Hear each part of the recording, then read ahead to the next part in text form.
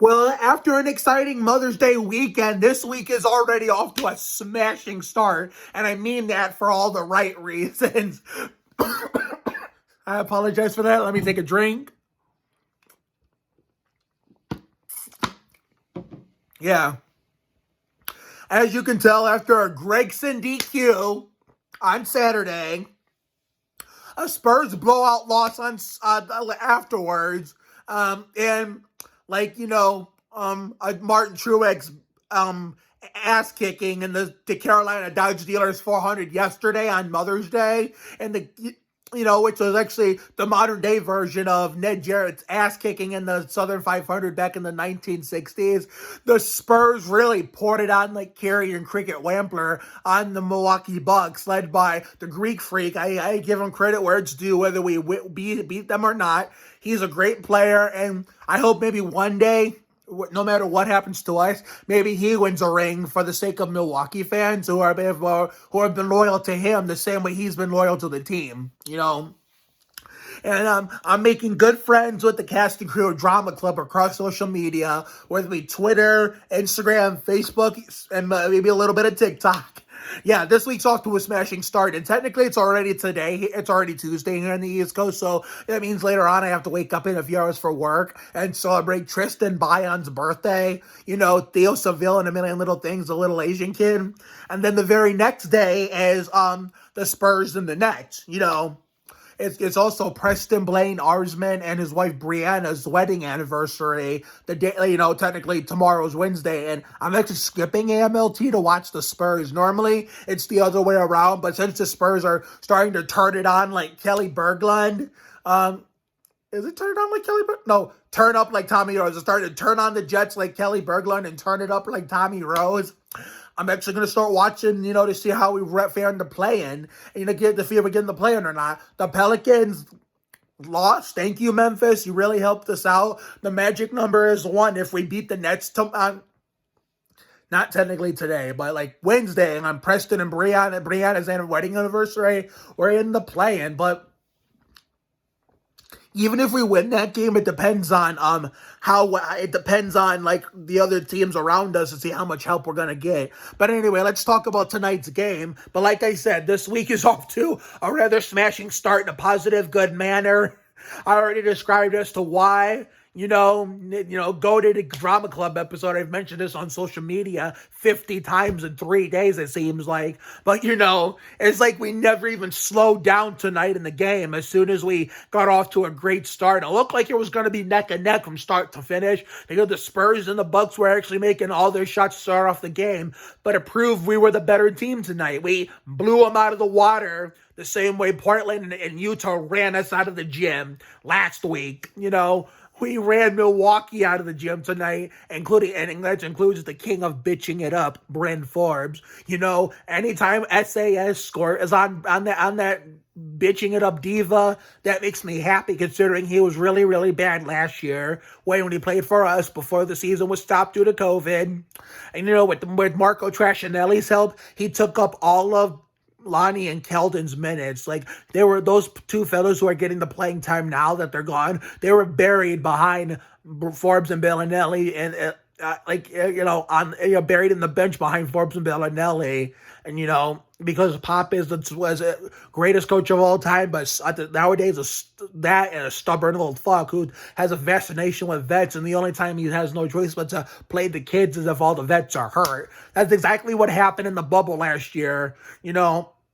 Only reason why the kids got to play in the bubble last year because Aldridge was done for the year, Lyles was done for the year, Forbes was done for the year, and Bellinelli was hurt for a part of that bubble portion of the continuation of the season, which was the NBA restart program. So, yeah, but even during that last game of our season, our playoff hopes ended before it even started. So it was kind of a pointless game. If you guys remember, so all my YouTube subscribers who have followed me,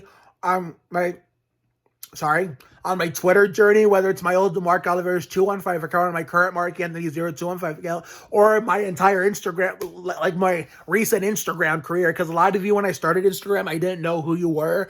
I didn't even know you guys existed, because the only reason why I even met any of you guys that I don't know personally on Instagram and whatnot. And then some of you I met on Twitter and of course YouTube. And sometimes from you on TikTok is because I lived in Brook Park then, and I didn't have that much of a social life. But as soon as I moved to Ridgeville, I was starting fresh, and I made my life more social. And now I've met a lot of friends that, like, in a lot of different relationship trees, including like online friends who I have not met personally, but like share a common interest with me, whether it be NASCAR, basketball, the San Antonio Spurs, favorite TV shows, whether from Nickelodeon, Disney Channel, ABC, CBS, some old school Barney friends out there too, some Blue's Clues friends, Lab Rats friends, you name it. I've come a long way since moving to Ridgeville, February 7th, 2015, a week before my 21st birthday. So, yeah. But, lots has changed since then. The Spurs, aren't the same like they used to be. But every once in a while, they'll show some flashes of greatness, even though nowadays, Duncan retired, Parker Ginobili retired, Kawhi stabbed us in the back, Danny left, everybody, all of our key players left.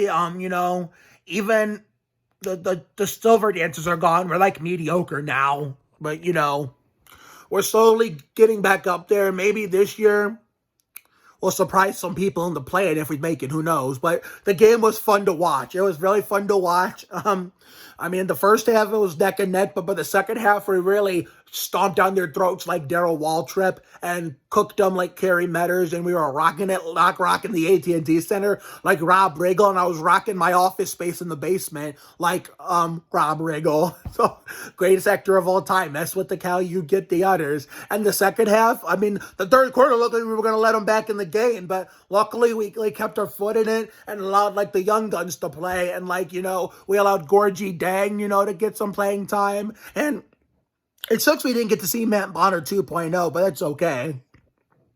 We can't seem to play everybody. Some people, if we make the playoffs, some people are going to have to be cut from the playoff roster, because regular season roster is one thing, playoff roster is another. I've known this since I was a kid.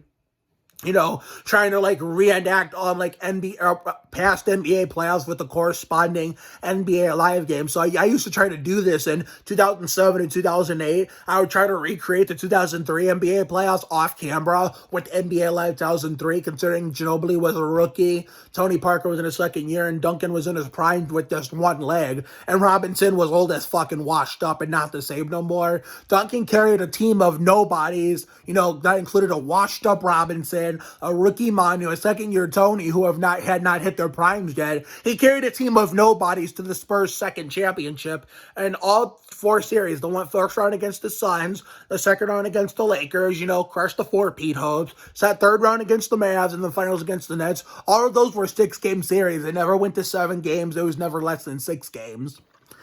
Like, that's how good Duncan was in 2003, and yet that season gets overlooked. So, and the best part about tonight's game, I wouldn't say the best part, but one of the best parts was when Gorgie Dang got loose like Kevin Harvick for a two-handed jam and the Spurs bench erupted. And I told the Bucks bench to sit the fuck down on Twitter, because they were like getting off the bench thinking they were going to get back in the game. Yeah, sit the fuck down. Like, how did that work out? Like, you guys got off the bench for no fucking reason, thinking you were going to get back in the game, and you still got your asses kicked. I know you guys are in a better playoff position than we are, but still, we whooped your asses tonight. We fucked y'all up like Fabrizio Alberto and annihilated y'all like Anaconda. So, yeah, but the Spurs bench erupting was 100,000 times better, because it was shades of Livin' La Vida Lab Rats, the fanfics, the bionic San Antonio Spurs coached by Mr. Davenport, Hal Sparks, where I was the only guy in the team as Tim Duncan himself, and Bree Davenport Oliveros, my love interest, my wife and my girlfriend in that reality. She got to be Aldridge in that one, where instead of me playing center, because I always viewed Duncan as a power forward more than a center, but He was a center in Wake Forest, but since Robinson was bigger than him when the Spurs drafted him, they moved Duncan to power forward, and that's how he became the greatest power forward of all time. So therefore, like after Robinson retired, we couldn't find a true center, but then we found a true big man. But then by the time we got Aldridge, Duncan was at the end of his career and was washed up and wasn't the same anymore. So that's why I put myself at power forward and Bree as an undersized center, even though like obviously girls are way shorter than boys mostly. And of course, Kelly Berglund is way shorter than me. So we made her center anyway. The guy thought that would be a good idea. So yeah, so I kept thinking the next game was tomorrow, technically today, but it's on Wednesday. On today, okay. Later on today, I'm gonna get up in a few hours at 7 a.m. for work, and we're gonna celebrate Tristan Byon's birthday. So you might see a YouTube video on that tomorrow. It's really not.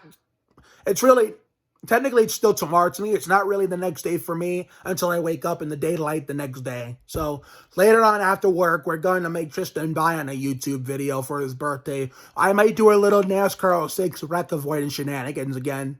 So I'll have to see. I'll have to figure out what NASCAR drivers and teams I'm going to use. Where that game where it's 2005 in the game, and then of course the next day, May 12th, Preston and Brianna's wedding anniversary against the Nets in Brooklyn. So it's going to be a great week. It's another great week like we had last week. And my final Spurs game review will be against the Knicks the next day because the last two Spurs regular season games of the weekend and also the Dover races, the MBNA Platinum 400. I will not be home because I'm going to make a YouTube video on that on Thursday when I come home from work. So therefore, there might be no 4-day weekend TikTok, let alone Thursday TikTok period, because I might do a YouTube video instead, like explain what you're going to probably see from Connecticut when me and my dad are there to see Duncan get inducted, and what the people who are actually following me on social media and who are who have been my fans for the longest time, or start being my fans for a few years, or maybe since last year or this year, what they're about to see in Dover. So you never know. I'm just going to warn you, like Ward Burton, I'm going to be telling it like it is on Thursday, but if you guys watch NASCAR on a daily basis, that's, when your name's not Mark Oliveras, you might see something that you may not be used to because you probably weren't around back in the day when Dover did this all the time. So I will see you later this week I'll see you all throughout the week for many more YouTube videos. So for now, have a good night tonight and a better day tomorrow. Take care, everyone. Good night.